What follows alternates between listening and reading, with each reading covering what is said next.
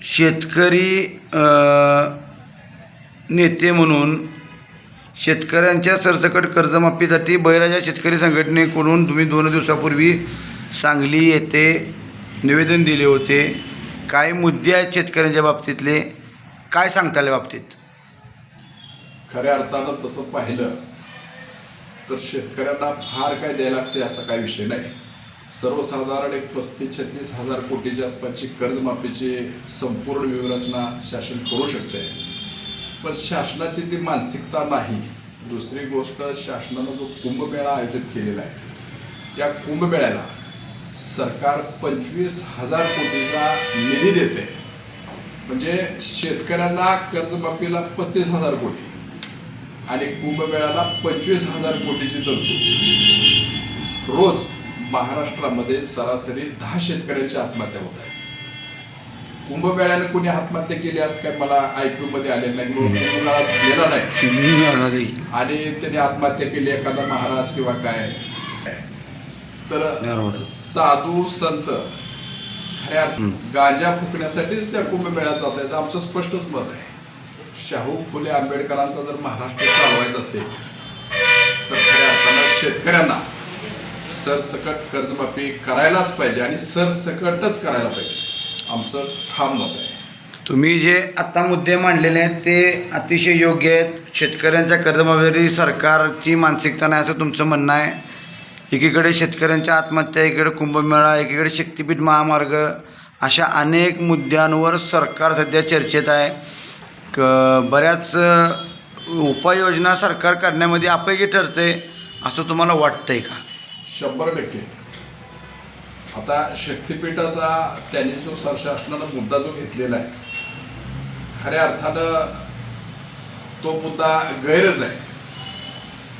लाखो कोटी रुपयाचा तो रस्ता रोड आहे. आम्ही विनवणी करतोय पुन्हा सरकारला, शासनाला की आमच्या शेतकऱ्यांची फक्त कर्जमाफी करा. शेतकऱ्याला कर्जमाफी केली म्हणजे फार मोठा फायदा झाला असं नाही. फक्त त्यांच्या मालाला जर भाव दिला तर आम्ही तळ आहेत त्यांना पुन्हा कर्जमाफी मागणार नाही. स्वामीनाथन आयोग असेल, वेगवेगळे आयोग आहेत त्याच्यावर नेमलेले, त्या पद्धतीनं जर शेतकऱ्यांना त्याचा फायदा दिला तर शेतकऱ्यांना अजिबात कर्जमाफी करायची सुद्धा शासनाला गरज नाही. पण सरकार बरेच आले, बरेच गेले. गेंड्याच्या कातडीचे सरकार आता आम्ही बघतोय. कर्जमाफीच्या संदर्भामध्ये उदासीनता आहे.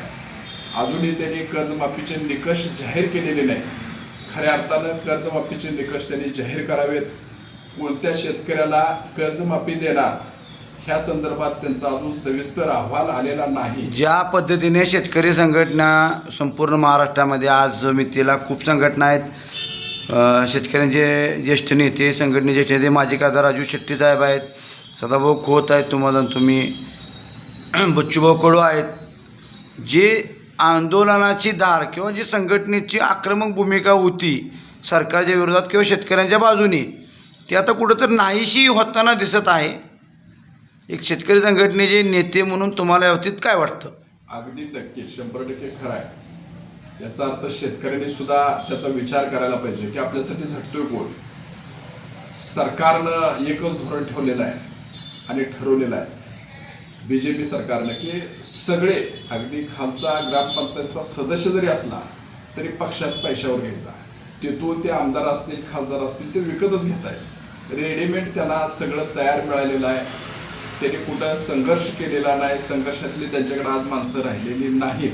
आमचं स्पष्ट मत आहे, चळवळी मोडून काढतायत का? 100% काढतायत. आमचं स्पष्टच मत आहे. पण हे चांगलं नाही. महाराष्ट्राच्या दृष्टीने हे घातक आहे. विषारी डोस आहे त्यांचा.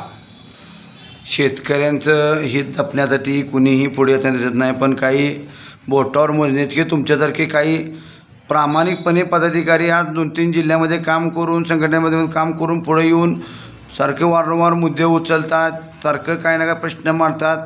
आता ह्यातच अजून एक प्रश्न असा होतोय की अमेरिकेबरोबरचा एक कराराचा मुद्दा संपूर्ण राज्यामध्ये गाजतोय. काय सांगताल या बाबतीत?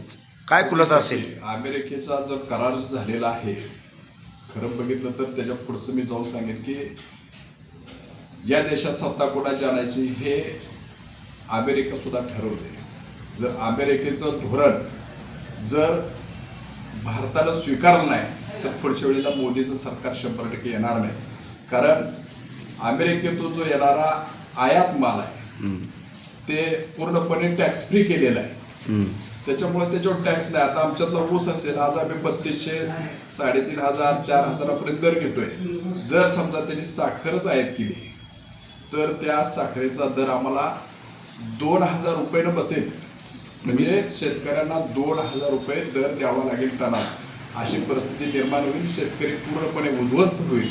त्याचबरोबर जो शेतीमाल आहे बाकीचा, कापूस असेल किंवा अगदी पालेभाज्या असतील, ह्याला सुद्धा त्यांनी टॅक्स फ्री केले. 24 तासाच्या आत भारतामध्ये आणण्याची व्यवस्था त्यांनी केलेली आहे. आमचं स्पष्ट मत आहे 100% धोरण चुकीचं आहे.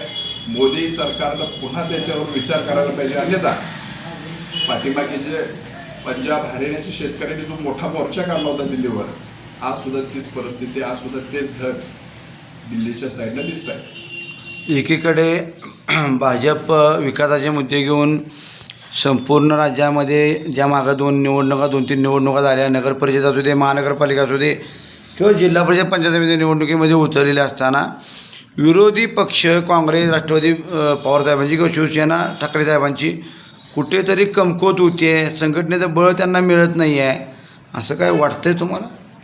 100%.